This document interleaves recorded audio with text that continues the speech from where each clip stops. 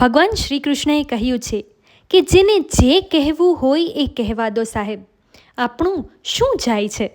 આ તો સમયની વાત છે અને સમય દરેકનો આવે છે.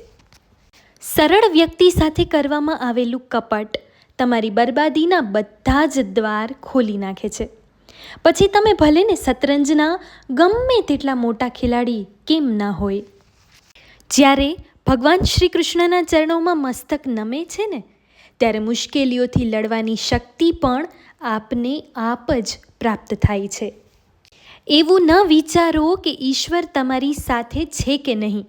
એવું વિચારો કે તમે ઈશ્વરની સાથે છો કે નહીં, કારણ કે ઈશ્વર હંમેશા સત્યની સાથે હોય છે. શ્રી કૃષ્ણ કહે છે કે ભક્તિ, શક્તિ અને સંસ્કૃતિ આ ત્રણેય જે ઘરમાં હશે ત્યાં સુખ, શાંતિ, સમૃદ્ધિનો વાસ જરૂર હશે.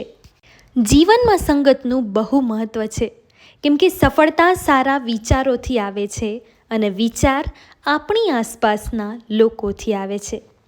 શ્રી કૃષ્ણ કહે છે કે જો કોઈ તમને ઠુકરાવી દે તો ખરાબ ના લગાડશો, કારણ કે એ લોકો ખરેખર તમારી કિંમત શું છે એ જાણતા નથી.